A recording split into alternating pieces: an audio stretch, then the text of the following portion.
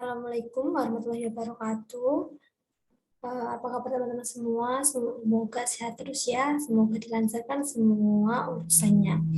Oke, jadi sekarang saya mau melanjutkan tentang kuliah agroindustri. Dan di pertemuan 10 ini kita akan membahas tentang manajemen operasi agroindustri. Oke, saya langsung aja ya.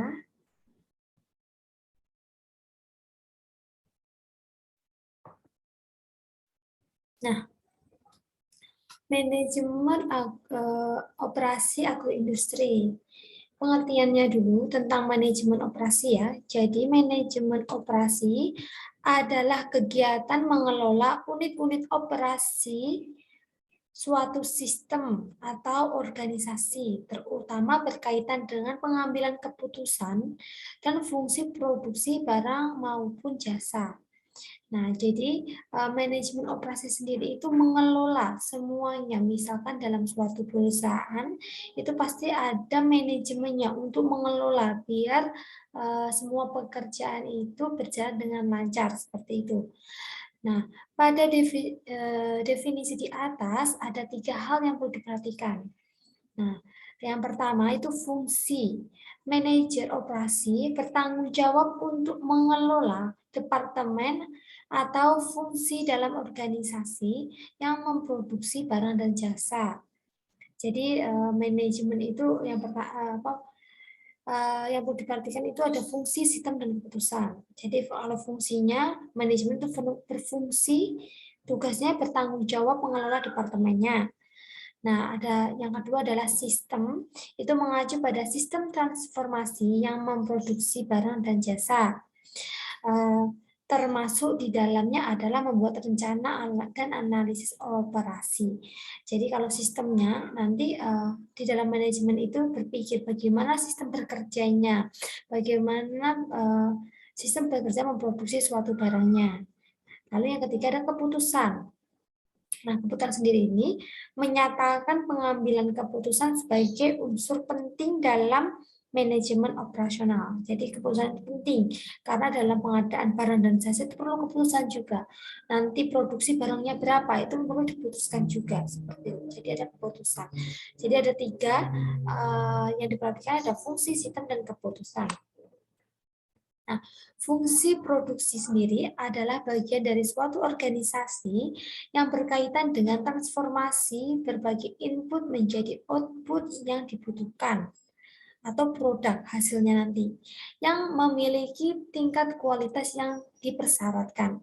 Jadi fungsi produksi itu nanti sudah ditentukan dengan kualitas yang sudah ditentukan. Jadi kualitas A, B, C, D, E. Nah, dengan syarat yang ada, nah nanti baru diproduksi.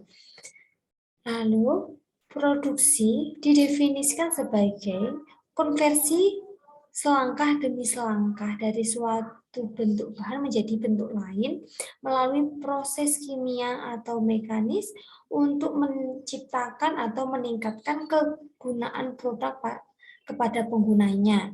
Ini, jadi produksi adalah proses penambahan nilai. Pada setiap tahap pengolahan akan ada nilai tambah. Jadi pasti untuk memproduksi suatu barang pasti ada nilai tambahnya untuk biar laku dijual seperti itu. Jadi perlu diproduksi. Nah, Edward Bufa itu mendefinisikan produksi itu sebagai proses di mana barang dan jasa diciptakan. Itu menurut Edward Bufa. Nah, ini skema sistem produksi ya. Jadi nanti ada inputnya, ada proses transformasinya bagaimana, terus nanti ada output dan ada continuous. Nah, di sini ya ada inputnya, ada man. Man itu kayak pekerjanya ya. Jadi pekerjanya, materialnya, materi bahan bakunya, mesin, ada informasi, ada modalnya, ada kapital. Jadi kalau input ini ada man, material, mesin, information, dan kapital. Nah, nanti Terus ada anak panah menuju ke transformation process atau proses transformasi. Di sini ada proses desain, ada proses planning, ada produksi kontrol, dan maintenance. Nah, di sini ada transfer prosesnya, akan diprosesnya. Lalu ada juga output. Nah, di sini nanti outputnya akan jadi apa? Menjadi produk atau service. Produk itu barang, atau service itu jasanya. Maaf, bisa ya. Nah, ini ada pihak penunjang atau continuous-nya, ada inventory, ada quality, ada biayanya. Jadi itu ada inventory-nya, ada quality-nya, ada jumlahnya berapa, ada cost-nya berapa. Ini nanti akan dipengaruhi oleh environment atau lingkungan, dan continuous ke input itu nanti dipengaruhi environment-nya. Kalau antara output dan kondisinya itu ada feedback information-nya, seperti itu. Nah, karakteristik sistem produksi. Yang pertama, produksi adalah bagian kegiatan yang terorganisir, sehingga setiap sistem produksi memiliki tujuan. Jadi produksi tujuannya pasti nanti pasti tujuannya membuat barang apa, seperti itu. Lalu yang kedua ada sistem pengubah berbagai masukan menjadi keluaran yang berguna. Yang ketiga, tidak beroperasi secara terpisah dari sistem organisasi lainnya. Yang keempat, terdapat umpan balik tentang aktivitas yang penting untuk mengontrol dan memanfaatkan sistem kerja, atau kinerja sistemnya. Gitu.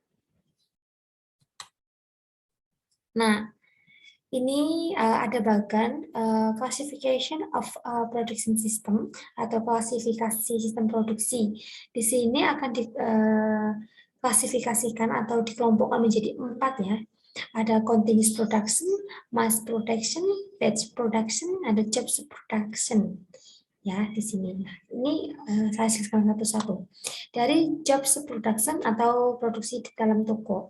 Job production sendiri dijadikan oleh pembuatan sejumlah produk yang dirancang sesuai spesifikasi pelanggan dalam waktu dan biaya yang telah ditentukan sebelumnya. Fitur yang membedakan ini adalah volume rendah dan variasi produknya tinggi. Jadi ini semuanya sudah ditentukan sesuai keinginan konsumen, seperti itu. Lalu ini karakteristik job production. Nah, sistem produksi toko itu memiliki beberapa karakteristik. Yang pertama, variasi produk yang tinggi. Jadi macam-macam produknya, itu tidak cuma satu, tapi banyak ya. Lalu volumenya rendah atau jumlahnya sedikit. Yang kedua, penggunaan mesin dan fasilitas serbaguna. Nah, mesinnya banyak, fasilitasnya juga banyak. Lalu, operator yang sangat terampil yang dapat mengambil setiap pekerjaan sebagai tantangan karena keunikan. Jadi operatornya itu terampil, jadi cekatan gitu. Yang keempat, inventaris besar bahan alat suku cadang. Jadi inventarisnya itu banyak di bahannya, di alat atau di suku cadang. Nah, perencanaan rinci sangat penting untuk mengurutkan persyaratan setiap produk, kapasitas untuk setiap pusat kerja, dan prioritas pesanan.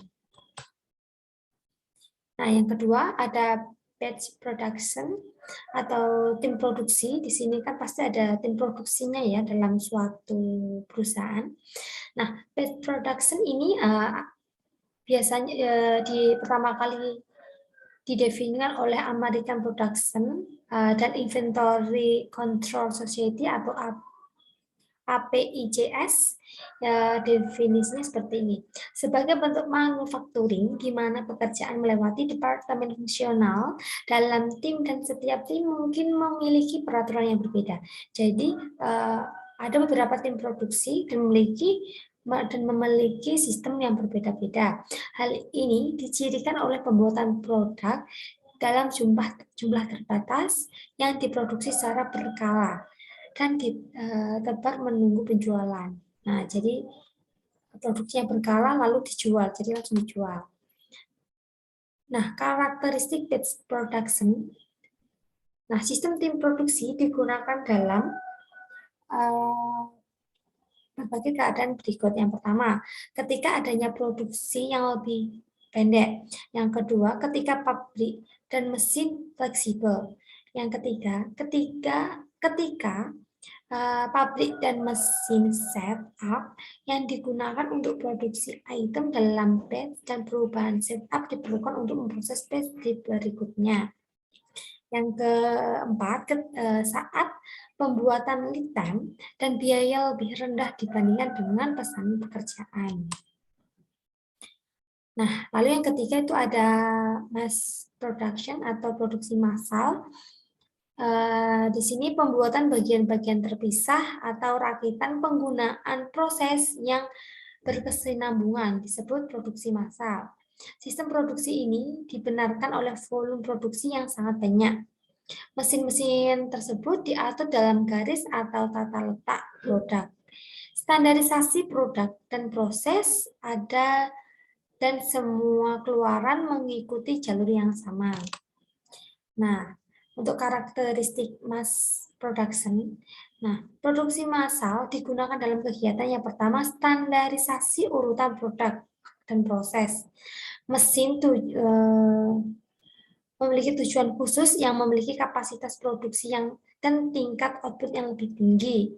Volume produknya besar, waktu siklus produksi yang lebih pendek, lebih rendah dalam persediaan proses, jalur produksi sangat seimbang, aliran bahan, komponen dan suku cadang terus-menerus dan tanpa pelacakan balik.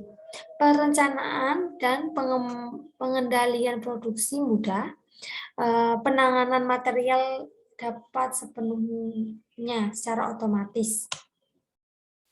Lalu ada continuous product atau produksi yang terus-menerus. Nah, fasilitas produksi diatur sebagai urutan operasi produksi dalam operasi pertama hingga produk jadi. Item dibuat mengalir melalui urutan operasi melalui perangkat penanganan material seperti konveyor, peralatan transfer, dan lain-lainnya. Untuk karakteristiknya sendiri, produksi terus-menerus digunakan pada saat pabrik dan peralatan khusus dengan nol fleksibilitas, jadi fleksibilitasnya nol ya. Lalu penanganan material sepenuhnya otomatis. Proses mengikuti urutan operasi yang telah ditentukan, bahan komponen tidak dapat dengan mudah diidentifikasi dengan produk akhir. Perencanaan dan penjadwalan adalah tindakan yang rutin. Jadi setiap hari itu ada perencanaan dan penjadwalan. Jadi sesuai urutan. Prosesnya itu secara step by step. Seperti itu. Lalu fungsi operasi dalam organisasi.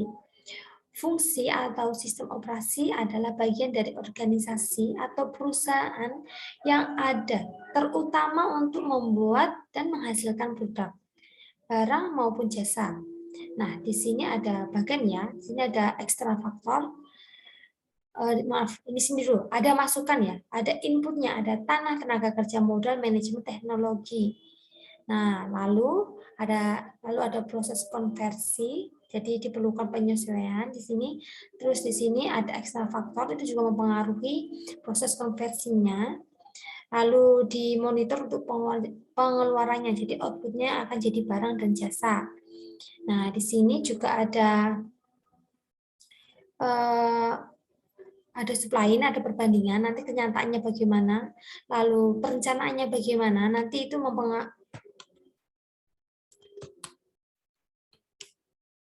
maaf ya. Nah, bentar. Nah, jadi nanti akan mempengaruhi proses konversinya.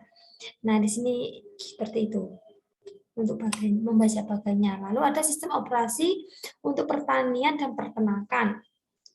Nah, sistem operasinya di sini ada bagan aja ya, jadi lebih jelas di bagan. Nanti ada masukan, inputnya ada tanah, petani, traktor, bangunan, material, skill. Nanti ada proses konversi atau proses produksinya. Nanti ada keluarannya seperti apa? Seperti jagung, daging, susu, atau dan lain-lainnya.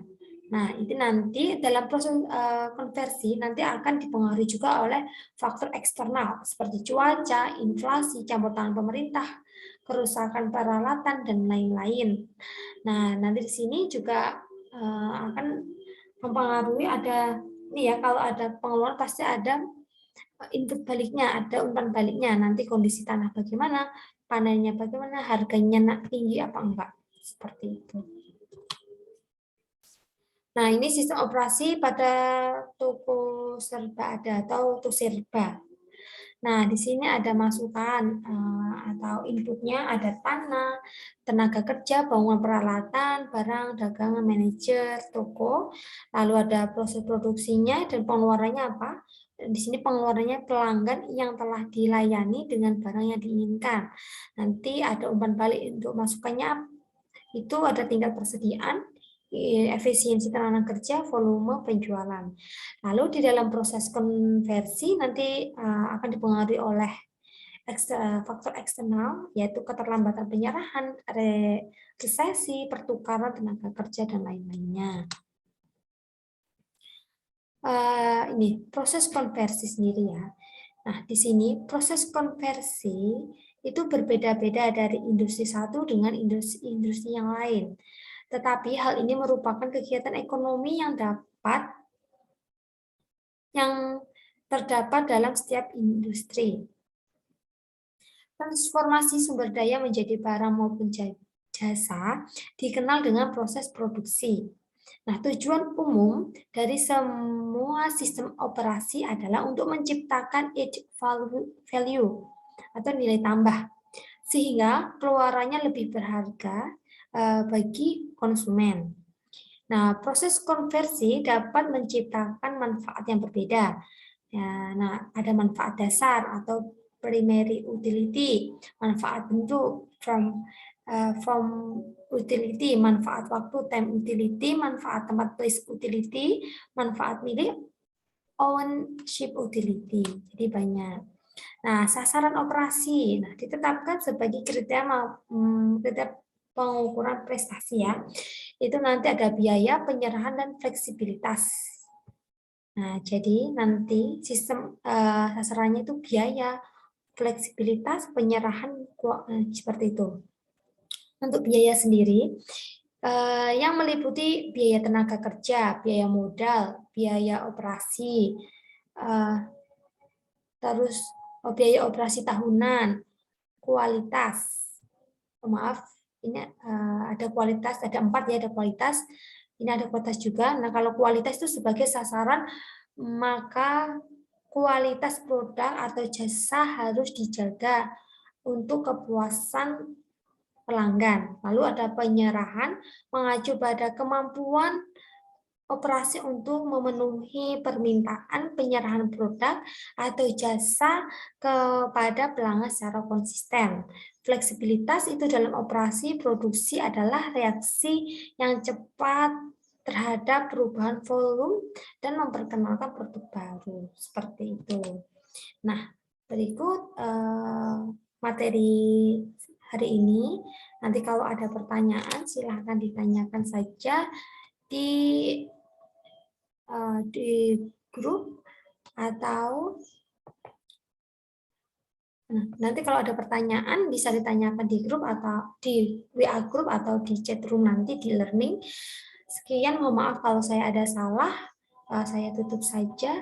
Terima kasih. Wassalamualaikum warahmatullahi wabarakatuh.